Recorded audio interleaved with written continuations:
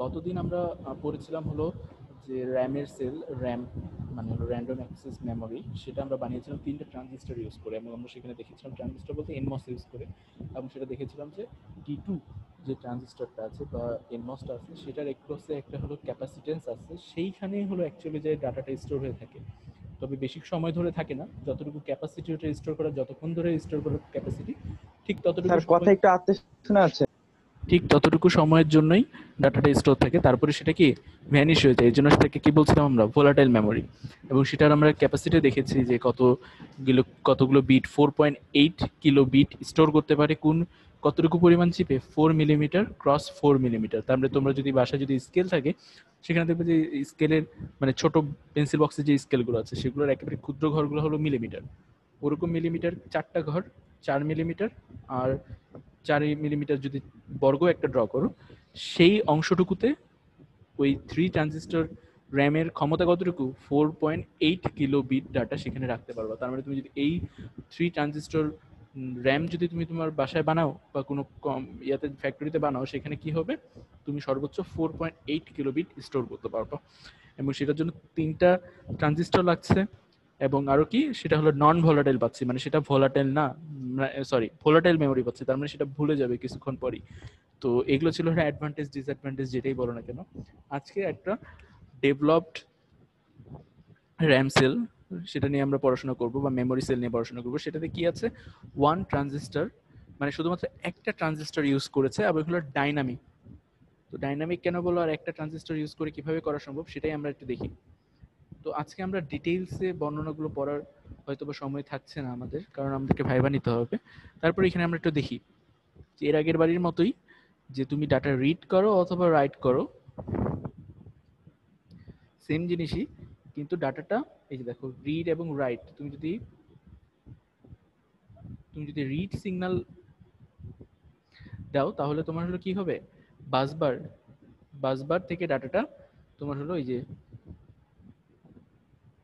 বাসবার থেকে তোমার হলো মানে ডাটা তোমার হলো কি এই ট্রানজিস্টরের মধ্য দিয়ে এইখানে যে ক্যাপাসিটেন্সটা আছে সেখানে যাই স্টোর হবে। ওকে, তো তুমি হলো বাসবারে তুমি যদি এটাকে অন করো, মনে করো 1 দিলাম, তাহলে এই আচ্ছা, আহ, সবাই জানো তো নাকি এনমস অন হয় কখন? জি স্যার, স্যার গেটে 1 দিলে স্যার অন হয়। তো এটাই আর কি। এবার কিন্তু রিড রাইট কোনো সিগন্যাল আমরা পাঠাবো না, রিড রাইট হলো এটা হলো বাসবার। আমি আবার একটু মার্ক করি তাহলে সুবিধা হবে। তুমি মনে করো যে এই মেমোরিতে ডাটা পাঠাবা, অথবা এই মেমোরিতে থেকে, এই মেমোরি সেল থেকে ডাটা বের করে আনবা। আমি তুমি ডাটা পাঠাবাও এই ডিরেকশনে, যদি বের করে আনো এই ডিরেকশনে, এই সেম লাইন দিয়েই যাবে। তার মানে এটা হলো বাই ডিরেকশনাল কমিউনিকেশন হবে এটা দিয়ে, রিড এবং রাইট। তার মানে তুমি ডাটা যদি রিড করাতে চাও সেটাও রিড করতে চাও, অথবা রাইট করাইতে চাও, যেটাই করো না কেন ওই একটা লাইন দিয়ে হবে। আর কখন অন হবে কখন অফ হবে এটা করছে কি, যে রো সিলেক্ট, আমার একটা সিলেক্টর লাইন আছে যেটা দিয়ে তুমি যখন 1 দিবা তখন এটা কি অন হবে, আর তুমি যখন 0 দিবা মানে কোনো সিগন্যাল পাঠাবা না অথবা 0 দিবা তখন কি এটা অফ থাকবে। তার মানে মনে করো যে তুমি রো সিলেক্ট লাইনে 1 দিয়েছো, সেটার ফলে কি হবে, আর তুমি করছো যে রাইট করতে যাচ্ছ, তো এখান থেকে মনে করো যে একটা বিট আসবে, এটার মধ্যে দিয়ে ফ্লো হয়ে এই যে ক্যাপাসিটেন্স সিএম এ করবে কি, এটাকে স্টোর করে রাখবে। ওকে, তার মানে তুমি যদি বিট হয়ে আসে, মনে করো যে এখানে ইনপুট বিটটা হলো 1, তাহলে এবার ক্যাপাসিটার কি করে রাখছে, স্টোর 1 করে রাখছে। ওকে, তারপর এখন ধরলাম যে সবগুলো ইরেজ করে দিলাম, এখন তুমি রো সিলেক্ট লাইনে তুমি করে দিয়েছো কি 0, 0 করলে কি হবে, এটা অফ হয়ে থাকবে। তার মানে এই লাইনে কি আর কোনো ইনফরমেশন থাকবে না। এখন কি এই যে ক্যাপাসিটরটা সে স্টোর করে রাখছে কত ডাটাটা, কোন ইনফরমেশনটাকে, এই যে একটু আগে যে ইনফরমেশনটা তুমি পাঠালে, কি পাঠাইছো 1, তার মানে ও এখন এই যে ক্যাপাসিটর সে 1 হোল্ড করে রাখবে।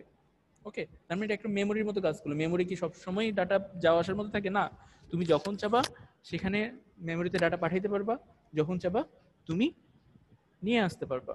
তার মানে যদি তুমি রো সিলেক্ট লাইনে 0 পাঠাও, তার মানে কি ওই যে ক্যাপাসিটরটাতে যে 1 স্টোর হয়ে আছে সেটা 1ই স্টোর হয়ে থাকবে।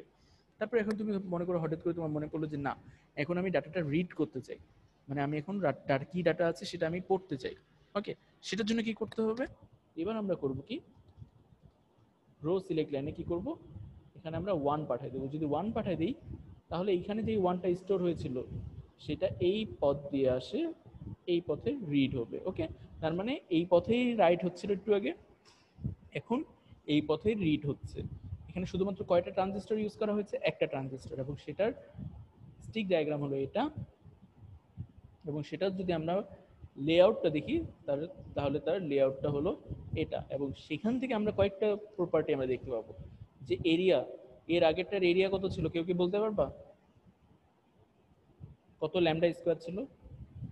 Sir 3000 lambda. হ্যাঁ, অ্যাবাভ স্যার 5000, 20 500, সরি, অ্যাবাভ 500। আর ওটার, হ্যাঁ এটা ঠিক আছে যে এইদিকে, area per base.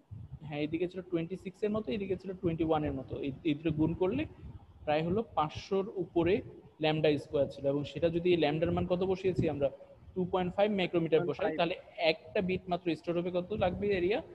1250 micrometer square. এবং সেইটার কারণে এইবার ওই সেম মেমোরি চিপে এর আগে ওই যে 4 মিলিমিটার এতটুকু পরিমাণ চিপে এর আগে ডাটা স্টোর হতে কতটুকু? 4.8 কিলোবিট। এইবার কতটুকু হচ্ছে দেখো দেখি, 12 কিলোবিট। বুঝলাম? তার মানে এর আগে ওই সেম পরিমাণ মেমোরিতে আগে স্টোর হতো মাত্র 4.8 কিলোবিট, আর এখন স্টোর হচ্ছে কত? প্রায় দ্বিগুণেরও বেশি, 2.5 গুণ, 12 কিলোবিট। বুঝতে পারলাম? জি স্যার। এবং আরেকটা এটার সমস্যাটা ওই সেম প্রবলেমটা থেকে গেছে, এটাও ডাইনামিক। এখানেও তোমার হলো ততক্ষণ পর্যন্তই আহ, তোমার চার্জ স্টোর হয়ে থাকবে যতটুকু এই যে সিএম এর ভ্যালু ততটুকু, এবং এটা খুবই কম, মাত্র 1 মিলি সেকেন্ড অর লেস। তার মানে 1 মিলি সেকেন্ডের জন্য ডাটাটা স্টোর হয়ে থাকতে পারবে। ওকে, তো এটাও হলো কি ভোলাটাইল মেমোরি। এরপরে আরেকটা আছে সুডো স্ট্যাটিক র্যাম, এবং সেটা থেকে আমরা দেখতে পাই যে সেটার এরিয়াও তোমার হলো, যদি ক্যালকুলেট করে দেখি সেটার এরিয়া অনেক বেশি, 1750 ল্যামডা স্কোয়ার, এবং সেটার ক্যাপাসিটি মাত্র 1.4 কিলোবিট। বাট এটা কি, এটা একটা নন ভোলাটাইল মেমোরি। তার মানে তুমি যদি নন ভোলাটাইল পাইতে যাও সেক্ষেত্রে কি কনসিডার করা লাগছে? তোমার হলো এখানে বিটের সংখ্যা আবার কমে যাচ্ছে। এবং এই মেমোরিটি কিভাবে চলে? এটাও প্রায় সেম প্রিন্সিপালি চলে। এটা তোমাদের বর্ণনাটা আজকের জন্য, এই লেকচারের জন্য অতটা ইম্পর্টেন্ট না, তারপরে একটু আমি দেখাই। এখানে একটা সিগন্যাল আছে, এই যে ফাই সিগন্যাল, এই সিগন্যালটা কি করে, এই যে ডাটাটা ওর হ্যাঁ বলো। কথা আসতে শোনা যাচ্ছে স্যার।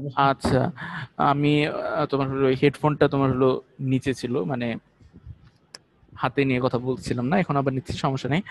যাই হোক, এখানে তোমার হলো অপারেশনটা আমি না বলি, শুধুমাত্র এতটুকু বোঝানোর চেষ্টা করি যে কিভাবে রিফ্রেশ হচ্ছে ডাটাগুলো। যে এর আগে তো ওয়ান ডাইনামিক্স এলো তো বলছে যে না 1 মিলি সেকেন্ডের বেশি ডাটা স্টোর করতে পারবে না। তার মানে কি, 1 মিলি সেকেন্ড পর তুমি একটা ডাটা রাখলে সেটা 1 মিলি সেকেন্ড পর নাই হয়ে গেল, সেটা কি কাজে আসবে? সেজন্য এই র্যামটা মানে হলো সুডো স্ট্যাটিক র্যাম। এর আগেরগুলো ডাইনামিক র্যাম ছিল, তারা খালি ভোলাটাইল ছিল, সেটা কি বোঝাচ্ছিল, কিন্তু এটা হলো সুডো স্ট্যাটিক র্যাম। এটা কিভাবে কাজ করে সেটা থেকে ইম্পর্টেন্ট হলো এটা কিভাবে ডাটাটাকে রিফ্রেশ করে। তো এই যে দেখো এখানে আউটপুট বা ইনপুট যেটাই বলো না কেন সেটা এখান থেকে তুমি পাচ্ছিলা। এই ডাটাটাকে ও কি করবে, এই এনমস দিয়ে বারবার এই পাতে রোটেট করাবে। তার মানে যখন একবার ডাটা আসলো ঠিক 1 মিলি সেকেন্ড পর আবার ডাটাটাকে এই পাশে পাঠাবে। তার মানে এগুলো সুইচ অন থাকুক অথবা অফ থাকুক সে অত কিছু মাথায় রাখবে না। মনে করুন সবই অফ আছে, তখন কি করবে, রিডও নাই রাইটও নাই, তখন কি করবে সে, এই যে ফাই টু সিগন্যালটা আছে বা এই যে এনমোস্ট আছে সেই কাজ করবে কি, সে আউটপুট থেকে ডাটাটা বের করে এনে আবার আউটপুটে পাঠাবে। তার মানে সে মনে মনে করে যে একটা ক্যাপাসিটরের ক্ষমতা হলো 1 মিলি সেকেন্ড রাখা, তো সে 1 মিলি সেকেন্ড পর পর ওই এনমসটা এইভাবে সার্কুলেট করাবে। তার মানে 1 মিলি সেকেন্ড পর সে ভুলে যাওয়ার কথা, কিন্তু সে ভুলে যাবে না, ঠিক ডাটাটা ঠিকই 1 মিলি সেকেন্ড পর পর কি করবে, ঘুরতে থাকবে। তার মানে তোমার 1 মিলি সেকেন্ড শেষ হওয়ার আগেই আরেকবার করে নতুন করে ওই সেম ডাটাই আবার চলে আসবে আউটপুটে, 1 মিলি সেকেন্ডের আগে আবার চলে আসবে। তার মানে সে কখনোই ভুলে যাবে না। এটা হলো স্ট্যাটিক র্যাম, তার মানে এখানে ডাইনামিক না, তার মানে এই হলো নন ভোলাটাইল। তার মানে ভুলে যাচ্ছে না ডাটাটা, যে ডাটাটা স্টোর হয়ে আছে সেটা কি রিপিটেডলি আউটপুটে বারবার আসছে। তো দ্যাটস ওয়াই ভুলে যাওয়ার সময়টা সে পাচ্ছে না বা হারাই যাওয়ার সময় পাচ্ছে না। তো এটাই এখানে এই জন্য বলছে নন ভোলাটাইল। এটা খুব একটা ইম্পর্টেন্ট না, সেজন্য এটা স্কিপ করলাম।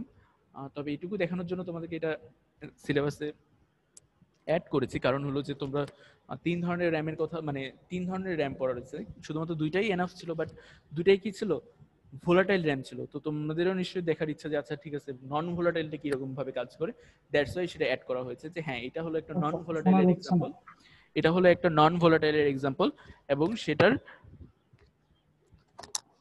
বিট ধারণ ক্ষমতাটা কম, কিন্তু সে কি করে একটা কাজ করে সেটা কি ভোলাটাইল না আসে, তার মানে সে নন ভোলাটাইল, মানে সে সেখানে ডাটা স্টোর করলে সেটা অনেকক্ষণ ধরে সেখানে স্টোর হয়ে থাকতে পারবে।